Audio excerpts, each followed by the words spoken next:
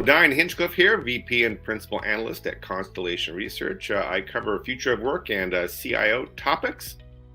And I'm Doug Henshin, VP and Principal Analyst, covering data to decisions, and we're your co-host for episode 25 of CRTV. In fact, the first episode of the year, I believe. So we're here to share the latest news, tech trends, and features on all things having to do with hardware, software platforms, everything that we use to run our organizations. And you're in for a treat, as this is the Constellation Research Enterprise Awards episodes. We're going to look at 13 categories, and we'll be joined by our co-hosts, our CRTV co-hosts, Liz Miller and Holger Mueller. So stay tuned for the end of the show, our big awards, our big annual awards. Yeah, and there's a lot of good material there, so make sure you watch that. Also, in this episode, we'll hear from our CEO, Ray Wang, in a special interview with Laura Adel, Chief Data Scientist for AI Markets and Innovation at Microsoft.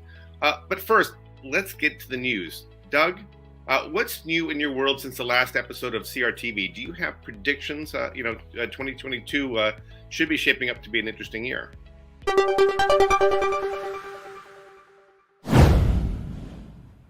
Well, that's right, Diane. Normally a slow time of year, so we plan to talk about our predictions for 2021. I'll start off. My first prediction is that those lakehouse offerings we've been seeing, these are combined data warehouse, data lake platforms. They're going to emerge as the dominant data management offering in 2022. It's something I talked about in a recent interview on theCUBE. Going into 2021, Cloudera, Databricks, Microsoft, Snowflake, they were already proponents of this idea of this combined platform. In 2021, SAP, Oracle, and a number of data virtualization, data fabric vendors joined the bandwagon. The promise is you'll have one platform to manage your structured, semi-structured, and unstructured information, be able to address the BI and analytics as well as the data science. But the idea is simplicity and lower cost. But I think end users have to be careful. They have to make sure both that they don't have a very highly distributed environment, multiple data warehouses, multiple data lakes, cloud, on-prem, such that, this single platform might not be quite a value. The fabric and virtualized approach might be better overall. And then the second question, if you're looking at this lakehouse offering, you have to make sure that it addresses both the data warehouse need and the data lake need. You have data lake vendors adding data warehouse capabilities. You have data warehouse vendors adding ability to handle unstructured information and address data science.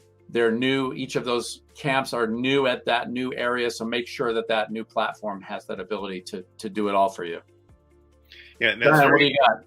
Well, it's interesting, Doug, that you're bringing that up. We're seeing this long-held desire by IT to have a one-stop shop, whether that's data analytics or data lakes or the lake houses you were just talking about. And we see in 2022 cloud in general really hitting an inflection point with the CIO. Cloud's now grown to be 10% of all of IT spend. So cloud's really starting to eat the IT budget, and that's going to grow to 15% here over the next couple of years. And it used to be that the CIO really wanted to make one big bet on a cloud vendor. They knew they were going to have some other ones, but they needed to make one big bet. And what we're really seeing is with the richness and complexity of these services, the nuances that the different cloud stacks have, that there really isn't even going to be one major cloud vendor in many organizations. There's going to be dozens of clouds, whether you look at the hyperscalers or you look at all the SaaS vendors, many of which run their own clouds or otherwise outsource their own infrastructure as a service. And so multi-cloud strategy is going to be the hot topic this year in a way that cloud strategy has been for the last 5 or 10 years in many organizations, where they really said, what's our cloud strategy? Now they're saying, well, no, we got to look above that and say, what is our multi-cloud strategy? Where is our data going to be going? We really need to get our arms around this because it's become such a big strategic category in how they plan, and it's such a big part of the budget. And the complexity of all of that data management, cloud management, and just figuring out what are you going to do with things like cloud native have become so hard to put your arms around that it's becoming a top order planning item in the CIO's plans for this year. And then in my other coverage area, future of work, really see we're going to find out what we're going to do with hybrid work, which is some people are going to be going back to the office and some people are not. And we still don't know. COVID's proved itself to be highly volatile in terms of where it's going to go and what it's going to put us through. So I see basically a big division forming in the industry where some organizations are saying what we have is good enough. And even though there's a lot of Zoom fatigue, a lot of collaboration, a lot of digital collaboration fatigue in general, people are tired of sitting in front of screens, 8, 10, 12 hours a day. And as we need better environments, this is why a lot of people like Bill Gates said we'll be living and working in the Metaverse in 2 years. And I think that's very ambitious. It really isn't. The vendors aren't there yet, but we're all hungry for something better. And so best of breed organizations I'm seeing are actively experimenting. Now, there's not that many of them. It's really interesting. Most people are just trying to get through the pandemic, but there are some organizations that are trying new forms of like asynchronous video. We're seeing a lot of the enterprise social network vendors come back and having a lot of success for the first time in a while. So people are looking for newer and better ways to collaborate that aren't as blocking, aren't as fatiguing. And we'll see some breakthroughs, I predict, the post Zooms, the post Microsoft Teams breakthroughs that show us a new way. I really hope I'm right about that prediction. Because we need something better than what we have today. And fortunately, we do have hundreds of vendors that are trying to get there. Yeah, Zoom and Teams fatigue. There you go. Yeah, exactly. Well, my final prediction is about metadata management and governance, a pretty niche category, but I think we're going to have ESG mandates, which we're hearing more and more about, environmental, social, and governance regulations and guidelines. We've heard about the environmental imposed in industries, particularly the carbon-intensive industries, to meet those carbon goals. The social mandates around things like diversity imposed on suppliers by companies that are leading on that issue, and governance guidelines really being imposed by banks and investors on companies. And these are new carrots and sticks that are going to demand solid data, detailed reporting, tighter governance. We're still far from mainstream with things like data catalogs, metadata management. These have come from some very niche vendors, but we're already seeing the major cloud providers like Microsoft with Azure Purview stepping up, Google with Dataplex stepping up in the area of governance. And I agree with you 100%, Diane, that this is going to have to be multi-cloud capability. So that they're talking about, they haven't gotten there yet. Some of these cloud vendors are looking at going on-prem and, in fact, even going into other clouds to support good governance. Well, that's it for this week's news summary and predictions. Next up, we're going to hear from Ray Wang interviewing Laura Adel of Microsoft. But stay tuned for that Constellation Research 2021 Enterprise Awards.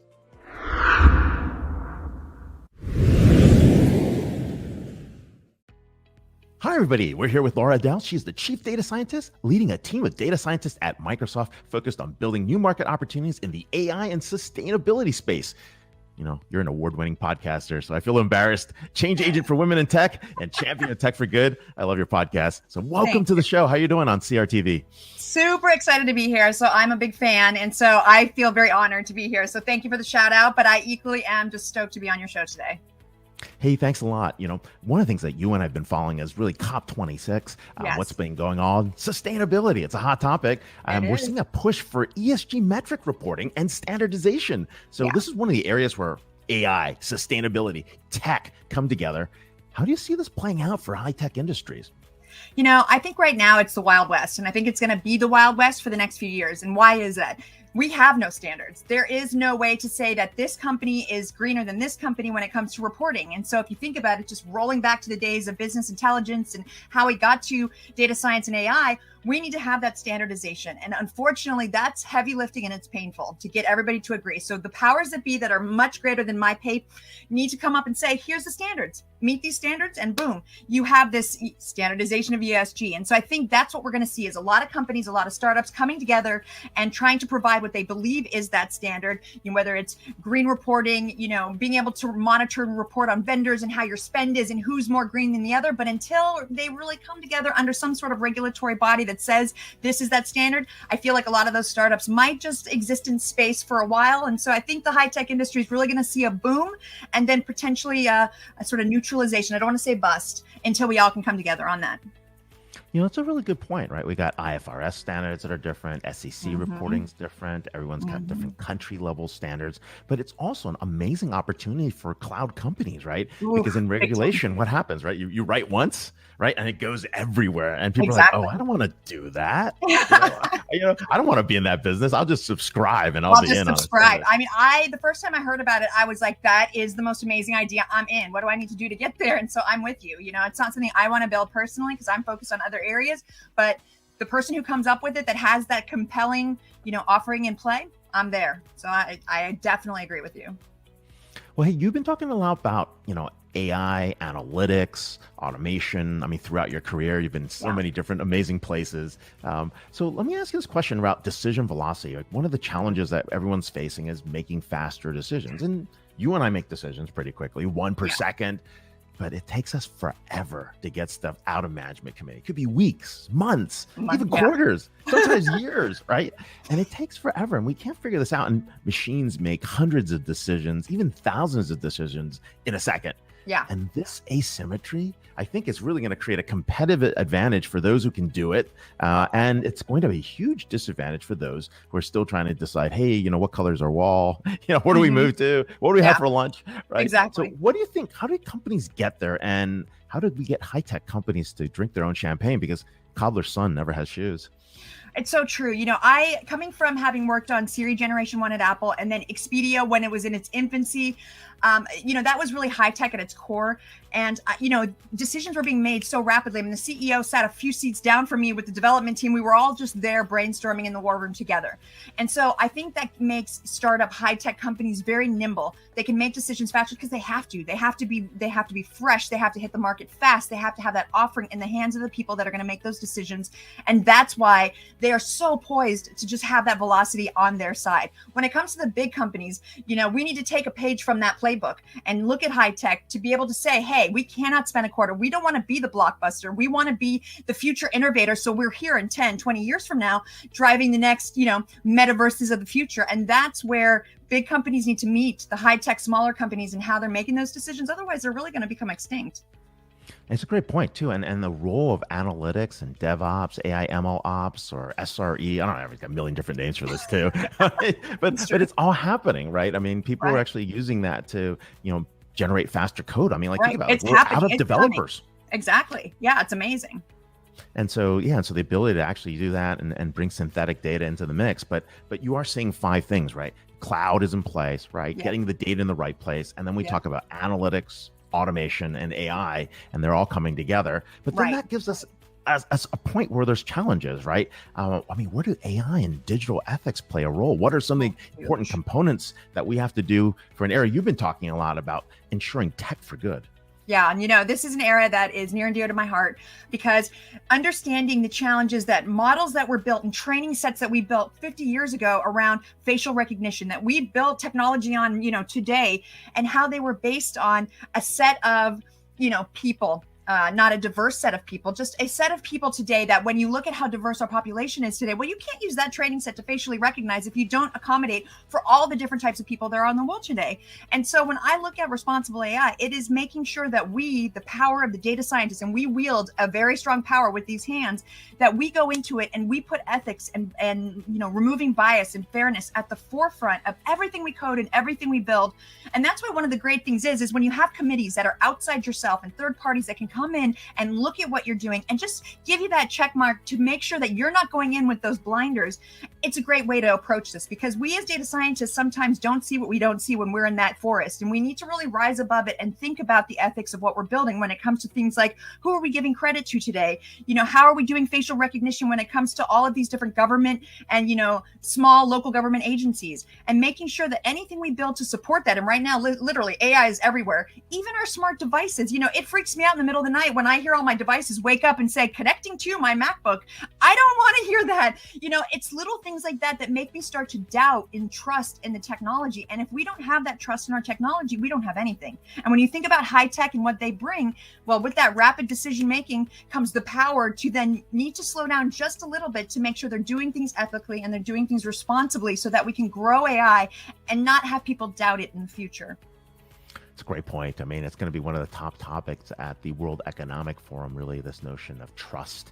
And I think we're going to hear more about it. And I believe, Brad Smith will be out there talking about that. We're going to have the big guns up there. Yeah, absolutely. But there is another point here. You're right. I mean, we do see biases, but sometimes we make decisions with bias, but it's the unwanted, unexpected, the bias that you aren't aware of. And so we usually talk about these frameworks, right? Being transparent, being explainable, being able to reverse, being able to then train, black box, being able to train, and then ensuring that a human's involved in the process. Because if you don't start with a human or end with a human, we end up with Skynet. And it's true. When we talk about, my family will ask me like, the robot war is coming and you're helping. And the reality is that the robot war is here and it's a good thing. And the human in the loop is also a good thing.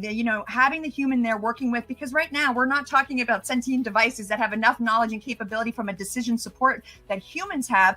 Together, though, they bridge that gap. And I think that's where we're going to be for the next few years as we see technology emerging. But as we move into the very near future and up to 2030, we're going to see some drastic changes when it comes to technology. And keeping this at the forefront and making sure it's fair and responsible is going to become key. Speaking of one of those, the Metaverse is here. Are we in? Are we out? Yes. Like, what's going on? So what is this Metaverse? Let's talk about this. And how do high-tech industries participate? Yeah, no, if you think about the movies you've seen where you see these digital representations, within this virtual reality world, and you think about if you've got goggles today, or whether it's AR or VR, the difference being in an AR set, you can actually see the real world around you. In VR, you're in a fully immersive, environment. What you're going to see in the metaverse is as it learns, as it's able to represent you and just the little ticks that humans do, the environments around you, and all the small changes that we're not capturing today, virtual reality, augmented reality worlds are going to become really hard to distinguish. And they're saying by 2030, almost impossible to distinguish from the real world. To me, that's incredibly exciting because I think about maybe the next version of mobile 3.0 or whatever .0 we're going to be by then. And I foresee a world when phones even may not be as dependent as they are when we think about an AR, VR world where we're just walking around having more of an augmented set of tools that we can then use. That to me is the metaverse. And that is incredibly, incredibly exciting. I mean, we could do this. And then this would happen. We'd be like, oops, hey, how'd that happen? Hey, let's go back. Hey, come this way. Exactly. All right, we're in the metaverse. All right.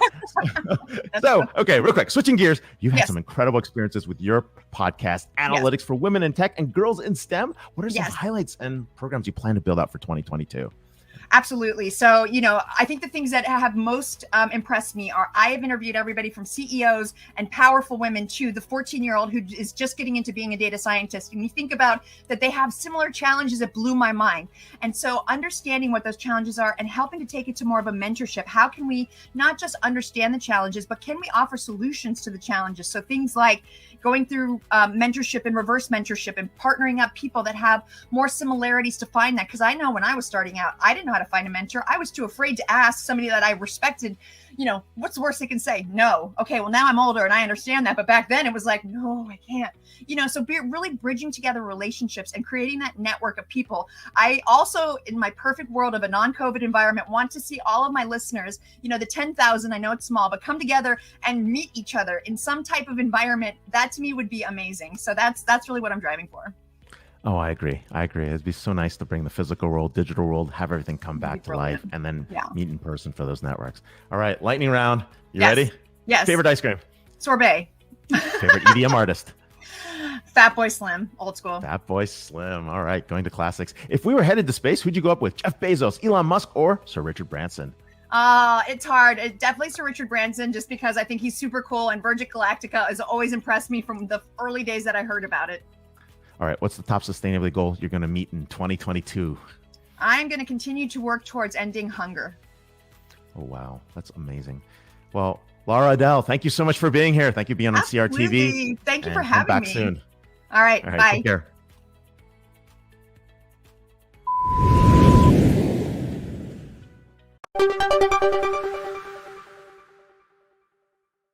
Happy New Year, folks. It's Doug Henshin of Constellation Research. It's January, so it's time to look forward, but let's take one last look back with the Constellation Research 2021 Enterprise Awards. These are our best and worst picks across 13 categories. Diane and I are joined by Holger Mueller and Liz Miller. Happy New Year, guys. Happy New Year. There you go. I'm going to kick Happy right New off Year, everybody. with the best enterprise software startup. This recognizes startups that achieved escape velocity, mind share, and relevance. And the winner is Starburst Data. Now, Starburst is advancing the Trino project, an open source platform for lakehouse and distributed data. Its mission is to ensure that folks have access and querying of data wherever it lives. They already have 150 large customers, even though they got started in 2017. Customers including Comcast, Condé Nast, FINRA, Verizon. They've got a lot of powerful people that were instrumental in getting Presto started, but now they're pursuing Trino. So good on them. Great people that I've been known for a long time working on this problem of distributed data. The runners-up in this category, Auditoria AI, Horizon 3 AI, and Verada. Liz, what's our next category? Other than the theme of data and AI that you just went through in those startups, because that was kind of cool. Listen, next category is Enterprise Software Vendor of the Year. And to say that this was a hotly contested category is kind of an understatement. I mean, we were all arguing about this one over email over the new year for quite some time. And the runners up in this category are kind of awesome. So you'll kind of understand why we were all arguing, because our runners up are Snowflake, ServiceNow, and Oracle. So can you imagine who the best software vendor of the year is?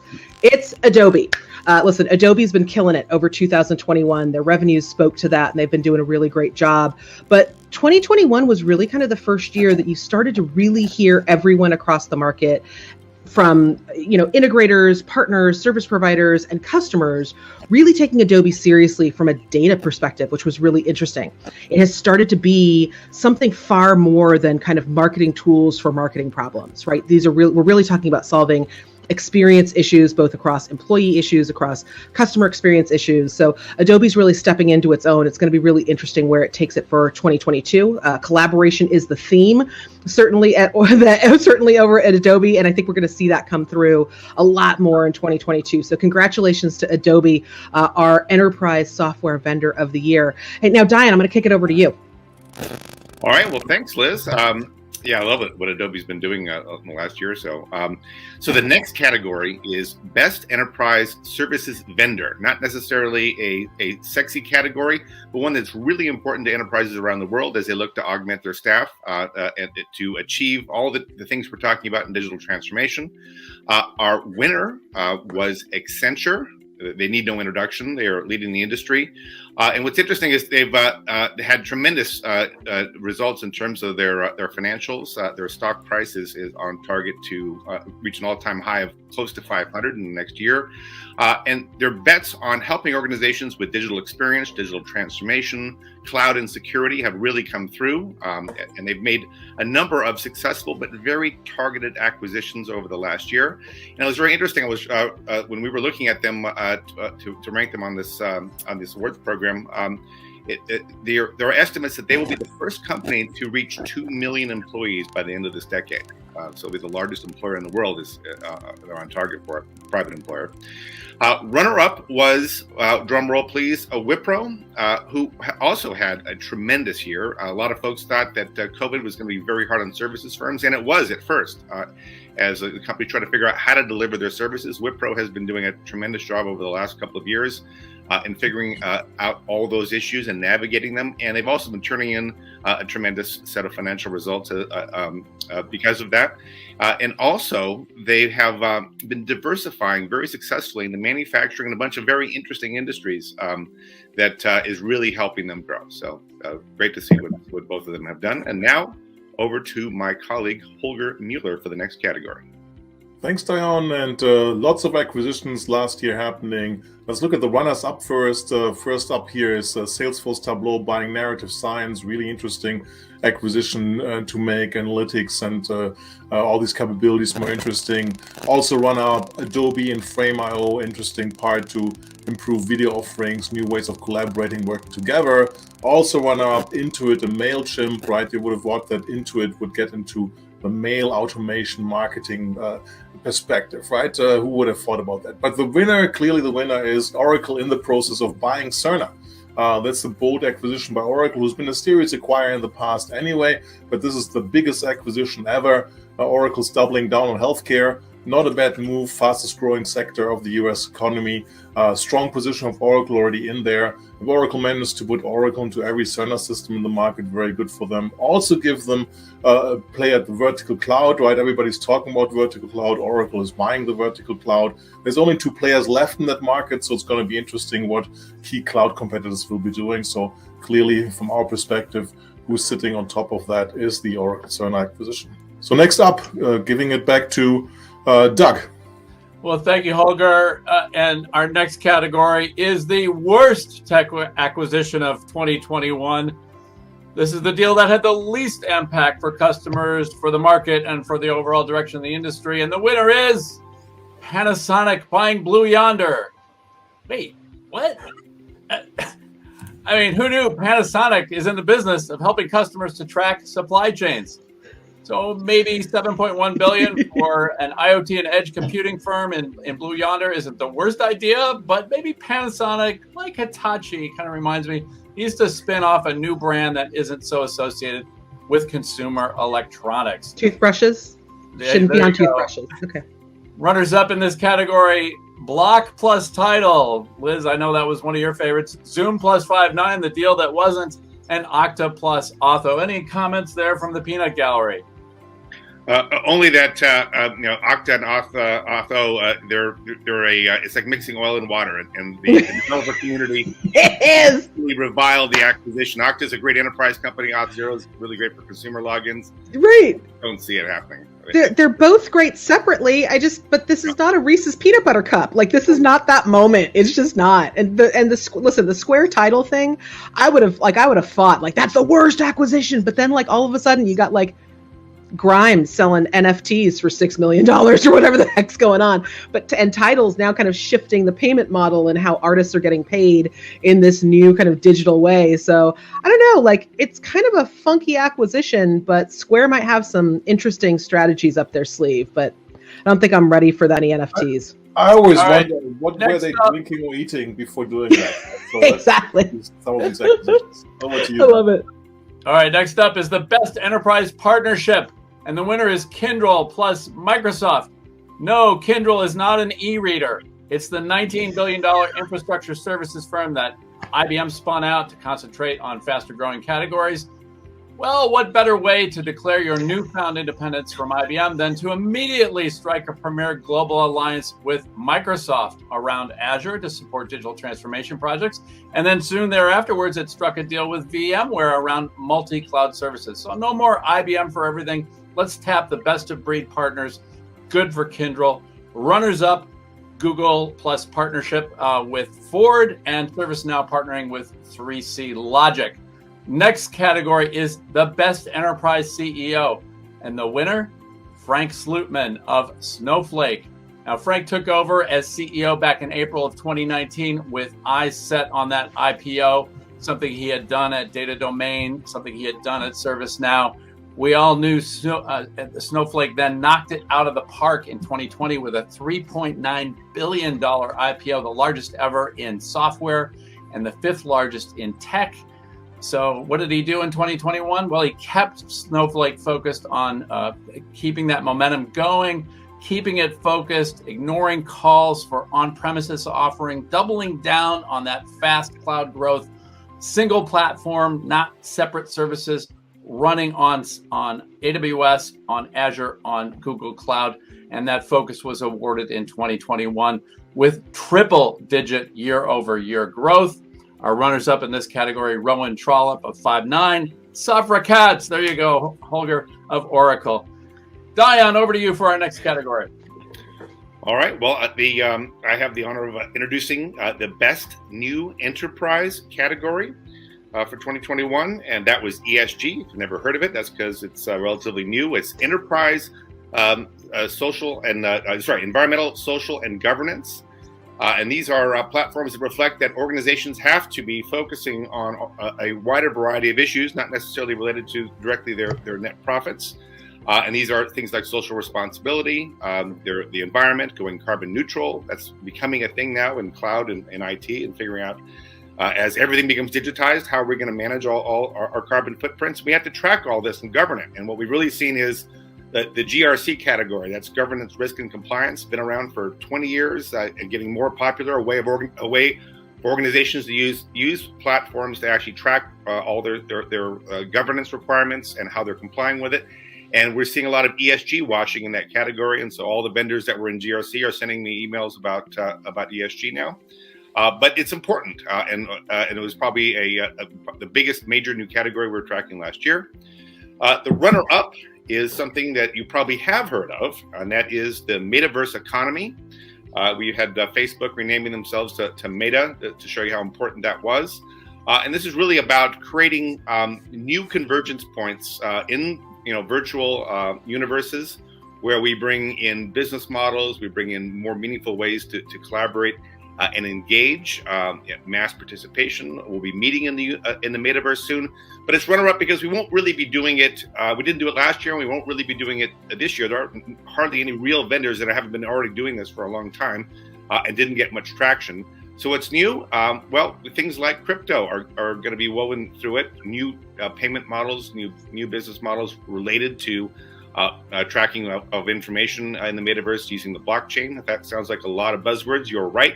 But there's a tremendous focus, and there seems to be a gap in the industry, a need for something better than the ways that we're collaborating and meeting, and COVID really showed that. So Metaverse may point the way, so we will find out. So now on for our next category. Back to you, Liz. So thanks, Dion. Listen, next up, we've got the best IPO of 2021. And there were a bunch this past year. Everyone wanted to go ring that bell, but the best one for us was Freshworks. Freshworks is this company that really, as the story goes, came from their CEO, Garesh, just being really frustrated during a time of trying to get his TV repaired. And it seems like that's where all the great companies come from, right? Like that moment of experience. But Freshworks now represents an organization that is really coming out with a very simple yet not simplistic solution that is really addressing some of business's big problems when it comes to operations, when it comes to experience, and they're making it easy and accessible. They're making it something where employee experience can actually tie to customer experience. They're really trying to come forward, and probably most interesting, they're trying to be a big competitors, Salesforce, and that's where they're heading. So it's interesting to see a really service-centric organization, a service-centric CRM start to take on some of the big players. So I expect to see a lot from Freshworks in the year to come. Our runners up in this category are folks like HashiCorp, who had a great IPO, WalkMe, Sprinkler, Qualtrics, who, if we remember, used to be part of SAP. Then got spun out and now is in an IPO. So they're doing great things. We're going to see a lot from them in their kind of data intelligence and experience space. And then, of course, UiPath. So really great category there. Next category that I'm going to go into is Best Enterprise Software Marketing of 2021. And this one was kind of the hands down winner in this year. It's Salesforce.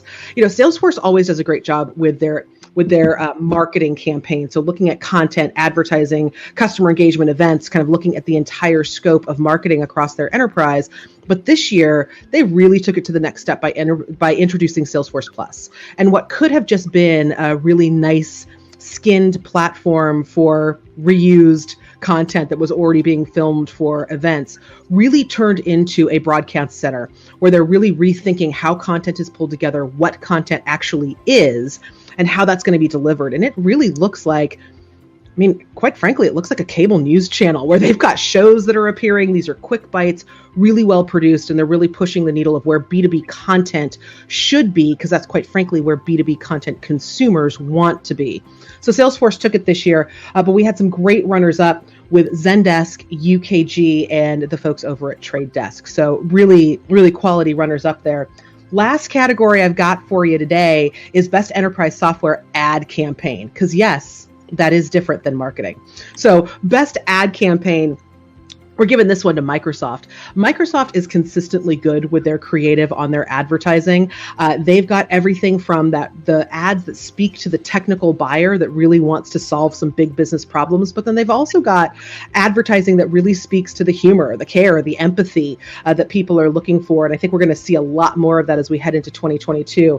But last year, one of their acquisitions over at Nuance had a series of ads that were these hysterical customer experience gone wrong scenarios of like things that customers wish for, and it's not anything customers wish for, but it was this great ad campaign. It was truly hysterical. It had me rolling in the aisles, and you're going to be able to check out our blog on ConstellationR.com to get a link to some of these advertising moments, but they were really great. Runner up in this category is Adobe. Adobe's got a great experience led ad campaign that is talking about all the things that marketers tend to step in, and it's pretty funny.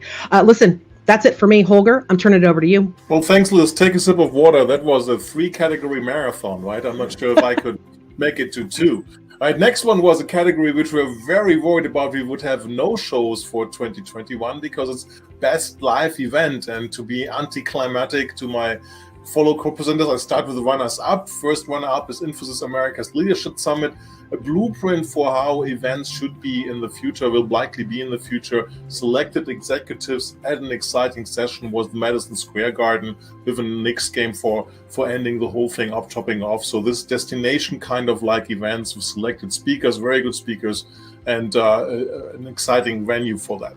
Also runners-up was Unit 4's Experience for You, the X4U event. Also the small scale moved from Miami to Boston for travel concerns for people, shows the flexibility you need to have, but full-fledged with partners, prospects, customers, analysts being there, the first full-fledged conference of the year. And last but not least, the leader of them all, the winner in the category, AWS reInvent, a much, much smaller reInvent. I was at the first reInvent 9 years ago and it was about 5,000 people. This one was bigger. I think it was about 20,000 people. But what would have led down to a certain point perspective from 2 years ago event. But that's the future of that. The masked events can be coming back. Vaccination is getting better. More live events are happening. And we look forward to 2022 seeing more live events. And I hand it over to Diane.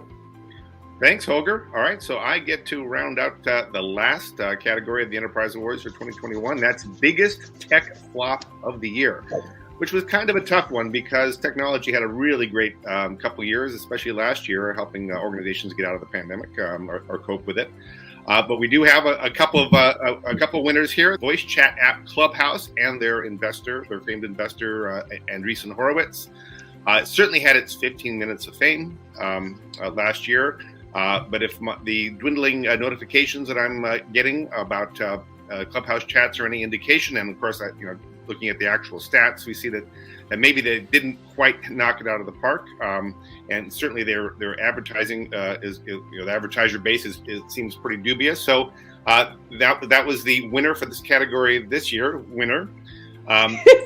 The runners-up was AWS outage reporting, which was notably absent during the actual outage of Amazon Web Services right after reInvent the week after, which got a lot of headlines, and people couldn't get the answers they were looking for. They dodged the bullet. Yeah. And their customers took it for them, right? So instead, that's the nature of the business. But if it would have been reinvented, it would have been double trouble. Oh man, it would be horrible. And we had a couple other runners up: Zillow and their dismal house buyback analytics, where they really couldn't figure out how to make a business model, even though they had all the data. They couldn't flip a house. Yeah, I don't know what's going on. Which people are doing successfely with their data and algorithms. Right, exactly, with less data. So, yeah. And then finally, the mattress as a service Casper startup, and that what an implosion! Yeah, that's just. But like, isn't it interesting that so many of these are like the digital darlings that had all this data, but the data they didn't seem to have was how to switch over to a brick and mortar world. They're like, oh, ouch. Well, so many startups have the digital blinders on, right? Actually touching the real world is not really their thing. Real world stuff is hard. Real world stuff is hard. Thank you, Diane. Well, congratulations to most of the winners, except for those worst of categories. It's recognition well-deserved, even if it was a worst. And you can catch our award write-ups at ConstellationR.com. Thanks to Holger and Liz for joining Diane and me. Fun as always. But that's all for CR, Constellation Research 2021 Enterprise Awards. Well, that's a wrap on episode 25 of CRTV. Get set for our next episode coming up in 2 weeks. That's right. Watch for co-hosts Holger Mueller and Liz Miller, who will bring you the next episode of CRTV. In the meantime, follow us on Twitter at ConstellationR and on LinkedIn, and use the hashtag CRTVShow. Thanks for watching and have a great week.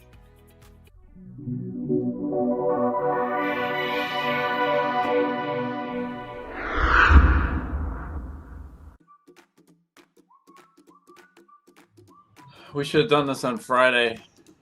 I'm already exhausted.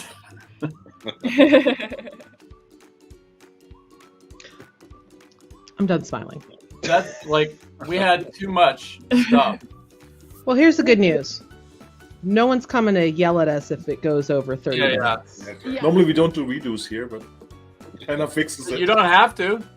No one at the Federal Communications Commission is coming after us Exactly. for going over our lives. So cast vendors saying, no, do not do that. No. Oh, God, Holger, I am back. Do you see it? Oh, shoot. Oh my God, we're gonna have COVID. go. Oh, you're on mute, Liz. Sorry. What? Let me get that last part again. Ray Wang interviewing. I don't want to do these on Monday mornings ever again.